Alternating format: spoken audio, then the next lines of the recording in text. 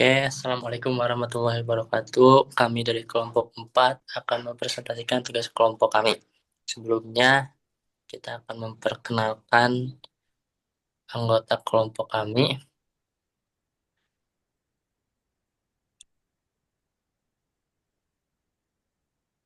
Ada Ismail Faris Ramadan, saya sendiri Muhammad Agung Nugraha, Muhammad Thoriq Al-Basyiri, Deona Janela Kaisaria, dan Rizky April Pratama.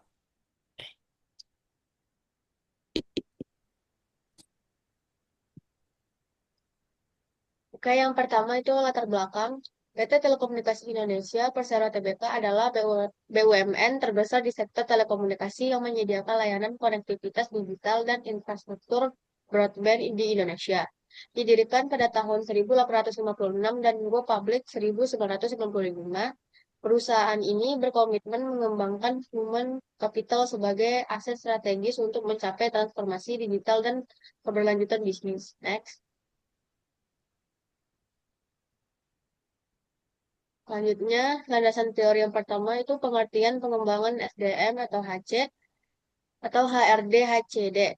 Menurut Hasibuan 2005, pengembangan SDM adalah usaha meningkatkan keterampilan teknis, teoritis, konseptual, dan moral karyawan sesuai kebutuhan jabatan melalui pendidikan dan pelatihan. Menurut Yusuf 1996, pengembangan SDM merupakan proses mengembangkan potensi individual, kelompok, dan organisasi untuk meningkatkan produktivitas dan inovasi. Next.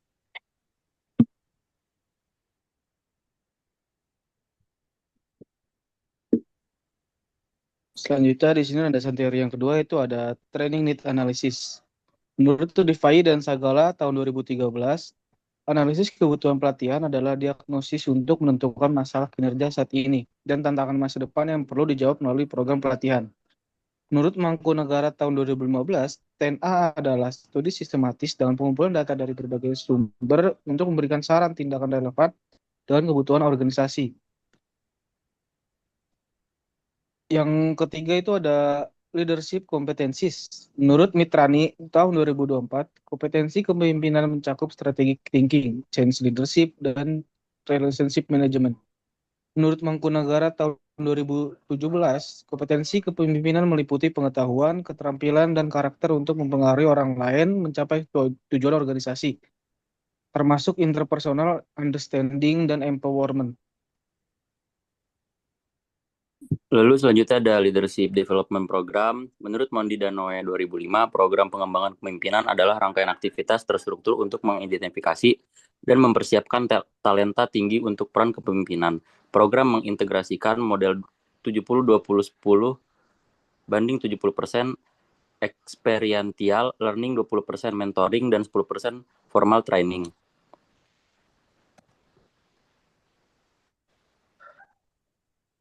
Kemudian ada perubahan lingkungan bisnis. Menurut MC Sen dan Von Lino 2018, lingkungan bisnis global mengalami perubahan akibat teknologi digital, globalisasi, dan penggeseran ekspektasi workforce. Transformasi digital menciptakan kebutuhan kompetensi baru dalam digital literasi dan analisis. Dan agile manajemen yang harus diadopsi pemimpin organisasi. Lalu selanjutnya ada tantangan Leadership Development Program. Yang pertama ada kurangnya komitmen jangka panjang dan dukungan eksekutif.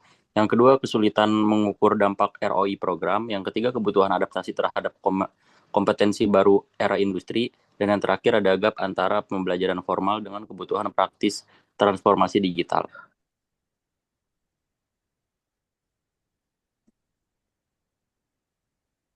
Kemudian ada analisis pengembangan leadership. Telkom telah menerapkan pengembangan kepemimpinan melalui Telkom Corporate University dengan program seperti Future Leader Development dan Eksekutif. Development Program menurut Rifai dan Segala tahun 2009, efektivitas program tergantung pada alignment TNA dengan kompetensi kepemimpinan yang dibutuhkan organisasi.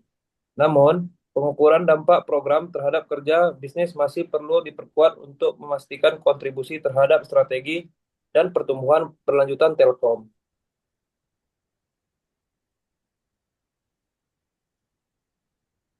Oke, selanjutnya ada kesimpulan.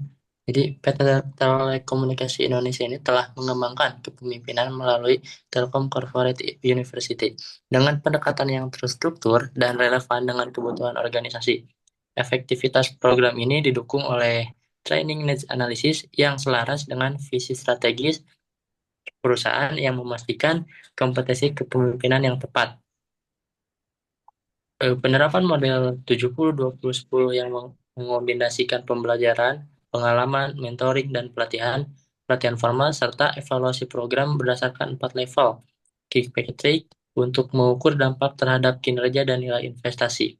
Selain itu, adaptasi terhadap tuntunan informasi digital melalui penguatan digital thinking, agile leadership, dan kolaborasi lintas fungsi menjadi faktor penting.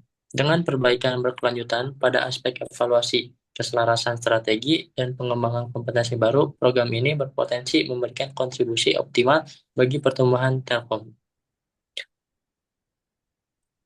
Oke, terima kasih.